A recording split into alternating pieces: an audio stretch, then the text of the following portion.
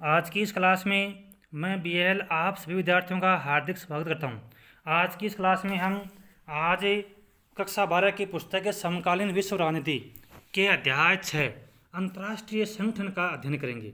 इस अध्याय को मैंने दो भागों में विभाजित किया है, यानी इस चैप्टर को हम दो पार्ट के अंतर्गत पूरा करेंगे। तो शुरू करते हैं हम। इस अध्याय में हम जानेंगे, यानी आज की ये जो क्लास है इसके अंतर्गत हम अध्ययन करेंगे। किसका अध्ययन करेंगे? अंतर्राष्ट्रीय संगठन की आवश्यकता, यानी हमें अंतर्राष्ट्रीय संगठन की आवश्यकता क्यों पड़ती है। दूसरा है संयुक्त राष्ट्र संघ का विकास, यानी जो अंतर्राष्ट्रीय संगठन के तौर पर जो एक महत्वपूर्ण संगठन है संयुक्त राष्ट्र संघ, यानी आज दुनिया के अंतर्गत युद्धों को रोकने में और शांति बनाए रखने में संयुक्त राष्ट्र संघ की महत्वपूर्ण भूमिका है। तो संयुक्त राष्ट्र संघ का विकास है वो किस तरह से हुआ। तीसरा है संयुक्त राष्ट्र संघ के उद्देश्य क्या हैं, यानी संयुक्त राष्ट्र संघ की जो स्थापना की गई है उसको किन उद्देश्यों को लेकर के इसकी स्थापना की गई है। और चौथा है संयुक्त राष्ट्र संघ के प्रमुख अंग कौन कौन से हैं, यानी संयुक्त राष्ट्र संघ के प्रमुख कितने अंग हैं और किस अंग के कौन कौन से कार्य हैं। इन सारी चीज़ों का हमें आज की इस क्लास में अध्ययन करेंगे। तो शुरू करते हैं। सबसे पहले आता है अंतर्राष्ट्रीय संगठन की आवश्यकता, यानी हमें अंतर्राष्ट्रीय संगठन की आवश्यकता क्यों है। तो सबसे पहला जो हमारा उद्देश्य होता है, आवश्यकता का जो कारण है वो है युद्ध और शांति के मामलों में यह है मदद करता है। कौन मदद करता है? अंतर्राष्ट्रीय संगठन, जिसको हमें संयुक्त राष्ट्र संघ के रूप में जानते हैं। तो अंतर्राष्ट्रीय संगठन है वो युद्ध और शांति के मामलों में मदद करता है, यानी जो भी विश्व के अंतर्गत देश हैं उनके अंतर्गत जब कभी कोई झगड़ा या मनमुटाव होता है तो उनका निपटारा करके विश्व के अंतर्गत युद्ध और शांति के मामलों में जो देश हैं उनकी मदद करता है। दूसरा है समस्याओं के शांतिपूर्ण समाधान में सदस्य देशों की मदद करता है, यानी जो भी अंतर्राष्ट्रीय संगठन के सदस्य होते हैं तो यदि उन सदस्य देशों के आपसी विभेद के कारण, यानी उनमें मनमुटाव के कारण जहाँ कहीं युद्ध की स्थिति बनती है तो वो जो समस्याएं हैं उन समस्याओं को ढूंढता है अंतर्राष्ट्रीय संगठन और उनके शांतिपूर्ण समाधान में जो सदस्य देश हैं उनकी मदद करता है। तीसरा है विश्व तापवृद्धि को रोकने में सहायक, यानी तीसरा कारण है कि जो वैश्विक तापवृद्धि है जिसको हम ग्लोबल वार्मिंग कहते हैं, तो ग्लोबल वार्मिंग के जो प्रभाव हैं वो बहुत नुकसानदायक हैं। और यदि जो वैश्विक तापवृद्धि है ना, जो विश्व में जो पृथ्वी का जो तापमान है यदि ऐसे ही बढ़ता गया तो आने वाले समय में यह है मानव के लिए बहुत बड़ा खतरा है। तो ये जो विश्व तापवृद्धि है उसको रोकने में अंतर्राष्ट्रीय संगठन सहायक हो सकता है, क्योंकि जो वैश्विक तापवृद्धि है उसको रोकने में एक या दो देश से कुछ नहीं कर सकते, उनसे कुछ नहीं हो सकता। यानी विश्व तापवृद्धि उसको तभी रोका जा सकता है जब विश्व के सभी देश मिलकर के काम करें। तो जो अंतर्राष्ट्रीय संगठन है वो सभी देशों को एक करके विश्व तापवृद्धि को रोकने में सहायता कर सकता है। अगला फिर संयुक्त राष्ट्र संघ अमेरिका के संवाद व चर्चा में मददगार हो सकता है, यानी आज विश्व की एकमात्र महाशक्ति है कौन? अमेरिका। तो अमेरिका की जो मनमानी है उसको रोकने में जो अंतर्राष्ट्रीय संगठन है वो मददगार हो सकता है, यानी वो अंतर्राष्ट्रीय संगठन के माध्यम से संवाद और चर्चा में ये मददगार हो सकता है। तो ये थे अंतर्राष्ट्रीय संगठन की आवश्यकता के कारण, यानी हमें अंतर्राष्ट्रीय संगठन क्यों चाहिए, किन कारणों को लेकर के अंतर्राष्ट्रीय संगठन की स्थापना की जाती है। तो ये चार हैं महत्वपूर्ण कारण। अब आगे आता है संयुक्त राष्ट्र संघ की स्थापना, यानी संयुक्त राष्ट्र संघ जो एक अंतर्राष्ट्रीय संगठन के रूप में सबसे महत्वपूर्ण संगठन है उसकी स्थापना कैसे हुई। तो विद्यार्थियों, कोई भी जो संगठन होता है उसकी स्थापना अचानक नहीं होती है, अकस्मात नहीं हो सकती। उसके लिए पहले कुछ न कुछ कोई न कोई जो सदस्य देश हैं उनके द्वारा कोई कार्रवाई की जाती है और धीरे धीरे कोई भी संगठन है वो अस्तित्व में आता है। उसकी अचानक से कोई सी मतलब किसी भी प्रकार से हम कह सकते हैं उसकी स्थापना नहीं हो सकती। उससे पहले कोई किसी न किसी प्रकार की पहले एक पृष्ठभूमि बनती है। तो संयुक्त राष्ट्र संघ जो एक महत्वपूर्ण अंतर्राष्ट्रीय संगठन है उसकी स्थापना किस प्रकार से हुई, तो उसको हम संयुक्त राष्ट्र संघ की स्थापना किस तरह से हुई इसको अपने देखते हैं। देखो सबसे पहले आता है अटलांटिक चार्टर, यानी सबसे पहले अगस्त 1941 के अंतर्गत अमेरिकी राष्ट्रपति रूजवेल्ट और ब्रिटेन के प्रधानमंत्री चर्चिल के द्वारा सबसे पहले अटलांटिक चार्टर के ऊपर हस्ताक्षर की गई। तो हम यदि कहें कि संयुक्त राष्ट्र संघ की स्थापना की शुरुआत कहाँ से हुई, तो सबसे पहले शुरुआत हुई अटलांटिक चार्टर से, और उसमें 2 देशों का सहयोग था, एक रूजवेल्ट और एक ब्रिटेन के प्रधानमंत्री चर्चिल के द्वारा। फिर 1943 के अंतर्गत अटलांटिक चार्टर के समर्थन में 26 से जो मित्र राष्ट्र थे जो धुरी राष्ट्र के खिलाफ लड़ रहे थे वो वाशिंगटन में मिले थे। तो वहीं पर संयुक्त राष्ट्र संघ की घोषणा पर हस्ताक्षर हुए थे। तो सबसे पहले आता है संयुक्त राष्ट्र संघ की जो स्थापना है वो किस कारण से हुई। तो सबसे पहले आता है उसमें अटलांटिक चार्टर, सबसे पहले अटलांटिक चार्टर पर हस्ताक्षर हुए। उसके बाद में जो धुरी शक्तियों के खिलाफ जो लड़ रहे थे 26 मित्र राष्ट्र, वो उसी अटलांटिक चार्टर के समर्थन में वाशिंगटन में मिले और संयुक्त राष्ट्र संघ की जो घोषणा पत्र है उसके ऊपर उन्होंने हस्ताक्षर किए थे। फिर अगला कदम हुआ इसमें सैन फ्रांसिस्को सम्मेलन, यानी मई 1945 के अंतर्गत सैन फ्रांसिस्को में संयुक्त राष्ट्र संघ का एक अंतर्राष्ट्रीय संगठन बनाने के मसले पर केंद्रित था। और यह जो सम्मेलन था वो 2 मंजिला यानी अप्रैल से लेकर के मई 1945 तक यह 2 महीने सम्मेलन चला। किस लिए? संयुक्त राष्ट्र संघ की स्थापना करने के लिए। जो इसका जितने भी ये जो मित्र राष्ट्र थे इन्होंने 2 महीने तक इसके लिए एक सम्मेलन संपन्न करवाया। फिर अगला कदम था 26 जून 1945 को, यानी आखिरकार 26 जून 1945 को संयुक्त राष्ट्र संघ की स्थापना की गई और 50 देशों ने इसके ऊपर हस्ताक्षर कर दिए। और फिर पोलैंड था, उसने 15 अक्टूबर को इसके ऊपर हस्ताक्षर किए थे। किसके ऊपर? जो संयुक्त राष्ट्र संघ का चार्टर था उसके ऊपर। तो इस प्रकार हम कह सकते हैं कि जो संयुक्त राष्ट्र संघ जो एक अंतर्राष्ट्रीय संगठन था, इसके जो मूल सदस्य थे, तो मूल सदस्य थे 51 देश। यानी एग्जाम में पूछे कि भाई संयुक्त राष्ट्र संघ के मूल संस्थापक सदस्य कितने थे, तो 51 सदस्य थे। 50 सदस्यों ने पहले हस्ताक्षर कर दिए थे और फिर 15 अक्टूबर को संयुक्त राष्ट्र संघ में पोलैंड है वो भी शामिल हो गया। पोलैंड हुआ था 51वां देश। इस तरह से 24 अक्टूबर 1945 को इसकी स्थापना हो गई संयुक्त राष्ट्र संघ की, और 24 अक्टूबर को प्रतिवर्ष संयुक्त राष्ट्र संघ दिवस भी मनाया जाता है।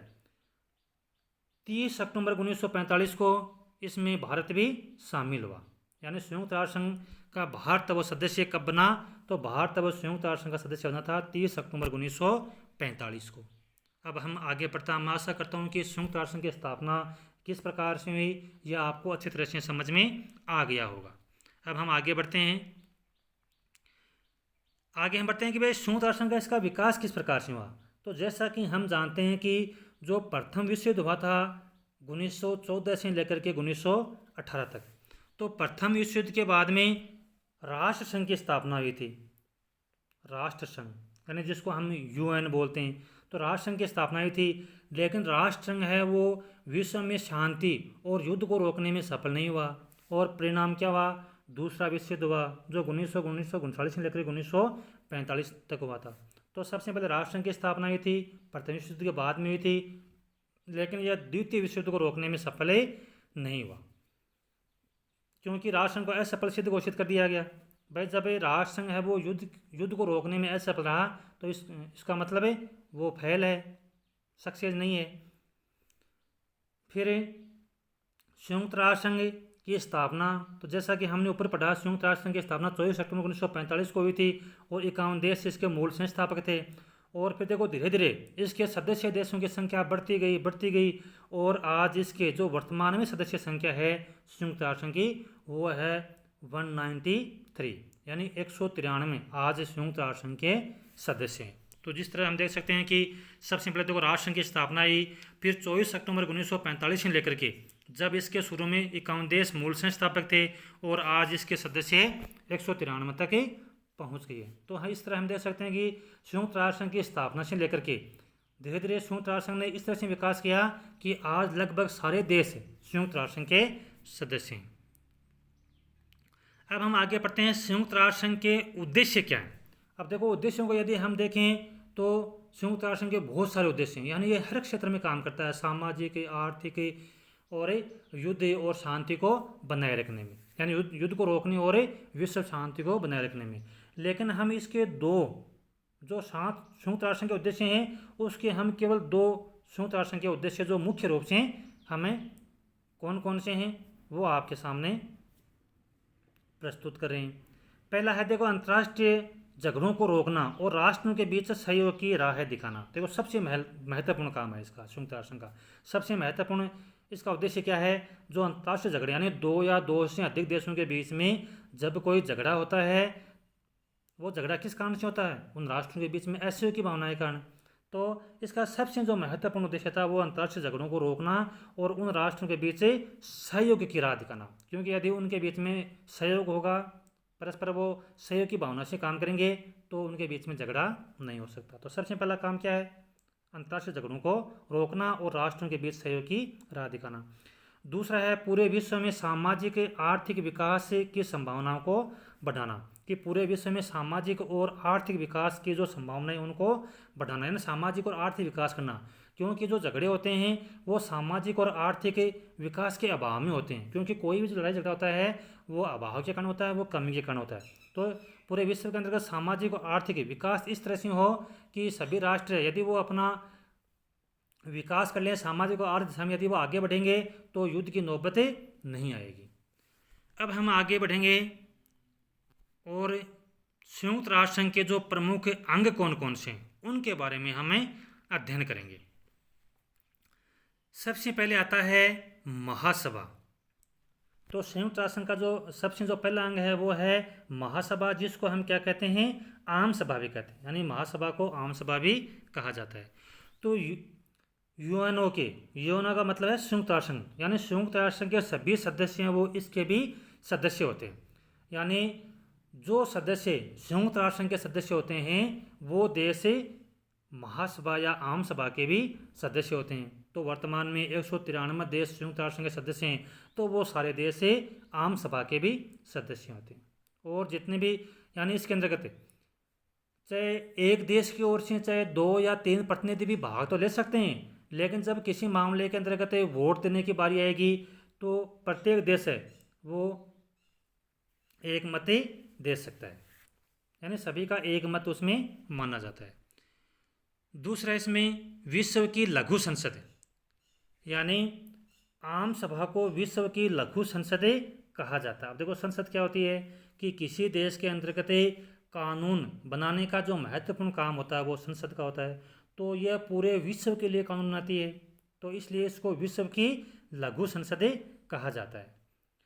तीसरा है निर्वाचन संबंधी कार्य, यानी आम सभा है, आम जो संयुक्त राष्ट्र संघ का जो प्रमुख अंग है आम सभा, यह सुरक्षा परिषद के अस्थायी सदस्यों का अंतर्राष्ट्रीय न्यायालय के न्यायाधीशों का चुनाव करती है। किसके साथ मिलकर करती है, सुरक्षा परिषद के साथ मिल करके करती है।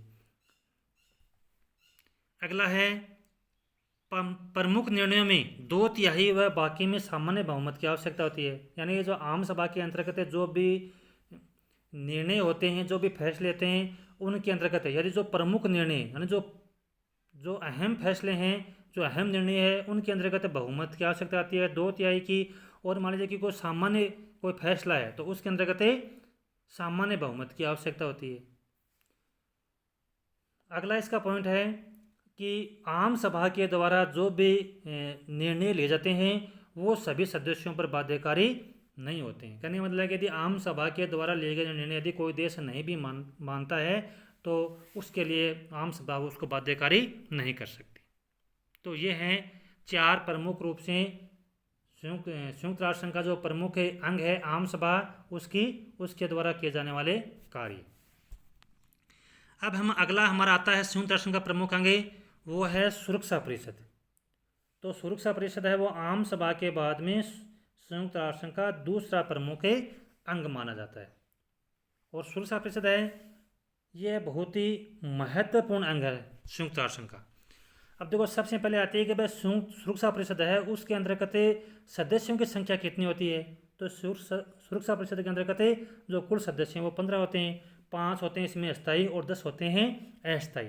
अस्थायी है, इनका कार्यकाल 2 वर्ष के बाद में बदलता रहता है। जो 5 स्थायी हैं वो परमानेंट होते हैं, यानी इसके स्थापना से लेकर के वो आज तक अस्थायी हैं, उनके जगह कोई दूसरा स्थान नहीं ले सकता। तो वो 5 स्थायी सदस्य कौन कौन से हैं, वो हैं अमेरिका, ब्रिटेन, फ्रांस, रूस और चीन।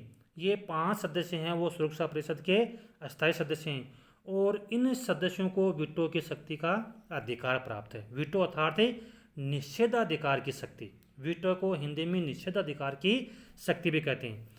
यानी निषेधाधिकार का मतलब है कि मैं मना करता हूँ। यानी इन 5 में से यदि किसी भी निर्णय पर यदि कोई एक भी देश यदि असहमत है, तो वो जो निर्णय है या वो जो मामला है वो आगे नहीं बढ़ सकता, वो मान्य नहीं हो सकता। यानी किसी भी मामले के ऊपर इन 5 देशों की सहमति जरूरी होती है।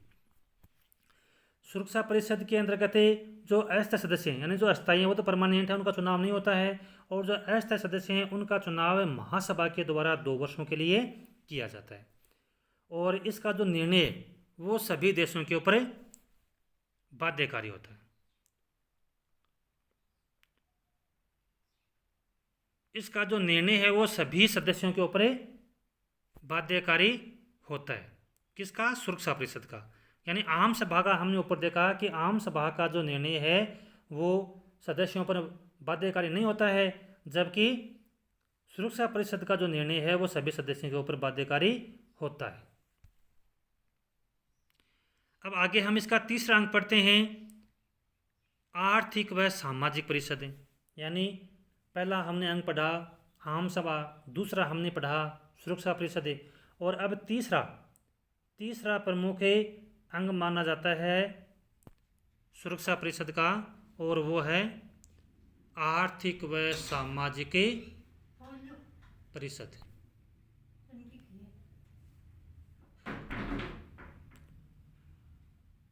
तो सदस्य देशों का चुनाव आम सभा द्वारा 3 वर्षों के लिए किया जाता है। सभी भौगोलिक क्षेत्रों को प्रतिनिधित्व देते हुए इसमें 54 सदस्य हैं। भाई आर्थिक और सामाजिक परिषद में कुल कितने सदस्य हैं? तो इसमें 54 सदस्य हैं। और क्षेत्रीय आयोग व विशेष कार्य हेतु इसमें आयोग का भी गठन किया गया। यानी अलग अलग क्षेत्र से इसमें अलग अलग सदस्य रह जाते हैं। पूरे विश्व के अंतर्गत आर्थिक और सामाजिक विकास को बढ़ावा देना इस अंग का प्रमुख कार्य, कि पूरे विश्व के अंतर्गत जो कहीं गरीब देश या जो विकासशील देश हैं उनके अंतर्गत भी आर्थिक और सामाजिक विकास को बढ़ावा देना इसका काम है। और पूरे विश्व के अंतर्गत यह निगरानी रखता है। और इसके लिए अलग अलग क्षेत्रों से इसमें 54 सदस्य का चुनाव किया जाता है। और इसके लिए अलग अलग से यानी अलग अलग क्षेत्रों के अंतर्गत सामाजिक और आर्थिक विकास करने के लिए ये अलग अलग क्षेत्रीय और विशेष आयोगों का गठन भी किया जा चुका है। अगला हमें अंग पढ़ते हैं अंतर्राष्ट्रीय न्यायालय। यानी संयुक्त राष्ट्र संघ का चौथा महत्वपूर्ण अंग है अंतर्राष्ट्रीय न्यायालय। यानी न्याय संबंधी कार्यों करने के लिए संयुक्त राष्ट्र संघ के अंतर्गत अंतर्राष्ट्रीय न्यायालय की भी स्थापना की हुई है। ये अंतर्राष्ट्रीय संघ का ये जो संयुक्त राष्ट्र संघ है इसका एक महत्वपूर्ण संगठन है। तो चौथा हमें अंग के रूप में अध्ययन कर रहे हैं अंतर्राष्ट्रीय न्यायालय का। इसमें जो कुल न्यायाधीश हैं वो 15 न्यायाधीश होते हैं, और इनका जो चुनाव है वो 9 वर्षों के लिए जाता है। यानी अंतर्राष्ट्रीय संगठन का जो प्रमुख है अंतर्राष्ट्रीय न्यायालय, इसमें कुल सदस्यों की संख्या कितनी होती है? 15 होती है। चुनाव कितने वर्षों के लिए करती है? 9 वर्षों के लिए। करती कौन है? आम सभा करती है, और सुरक्षा परिषद के द्वारा। यानी दोनों आम सभा और सुरक्षा परिषद दोनों मिलकर के अंतर्राष्ट्रीय न्यायालय के न्यायाधीशों का चुनाव करती है। चुनाव होता है 15 न्यायाधीशों का, और समय होता है 9 वर्षों के लिए। अंतर्राष्ट्रीय जो न्यायालय है इसका जो मुख्यालय क्या है? हेग में। यानी ये जो हॉलैंड है उसके हेग नगर में स्थित है। अगला आता है सचिवालय, यानी 5वां महत्वपूर्ण अंग। जैसा कि हम जानते हैं कि कोई भी ऑफिस है, कोई भी कार्यालय है, उसमें मतलब सुचारू रूप से उसे को चलाने के लिए स्टाफ की जरूरत होती है। बिना स्टाफ के कोई भी कार्यालय है वो चल नहीं सकता।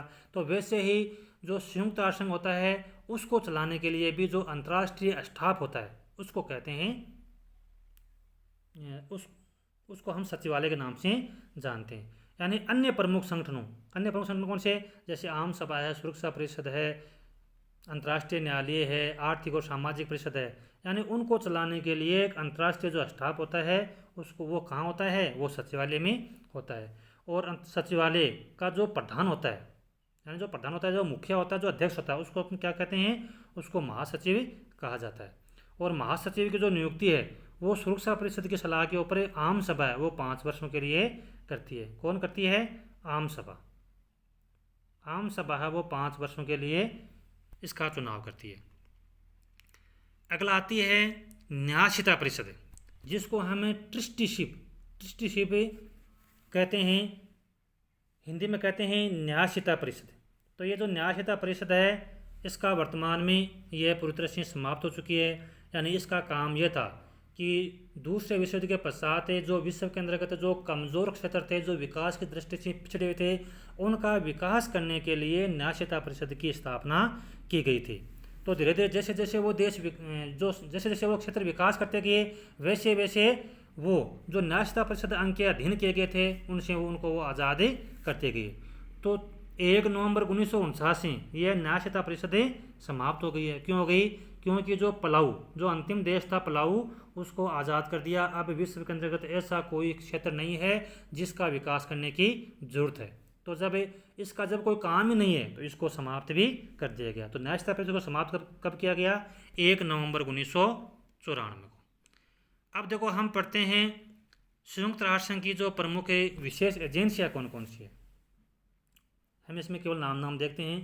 पहला है अंतर्राष्ट्रीय श्रम संगठन, यानी जो मजदूर होते हैं, जो श्रमिक होते हैं, उनकी देख रेख करने के लिए, उनके हित के लिए एक अंतर्राष्ट्रीय स्तर पर अंतर्राष्ट्रीय संगठन बना हुआ है जिसको हम ILO कहते हैं। इसके अलावा खाद्य एवं कृषि संगठन, यूनेस्को, विश्व स्वास्थ्य संगठन, अंतर्राष्ट्रीय मुद्रा कोष और विश्व व्यापार संगठन। इनके बारे में हम अगली जो अपनी क्लास है उसके अंतर्गत हम इनके बारे में थोड़ी विस्तार से चर्चा करेंगे। तो मैं आशा करता हूँ कि विद्यार्थियों आज का जो ये पढ़ाया गया चैप्टर है यह आपको अच्छी तरह से समझ में आया होगा। फिर भी यदि आपका कोई इश्यू है तो आप कमेंट में आप अपने जो समस्या वो लिख सकते हैं। इसी के साथ आज की अपनी क्लास समाप्त होती है। जय हिंद, जय भारत।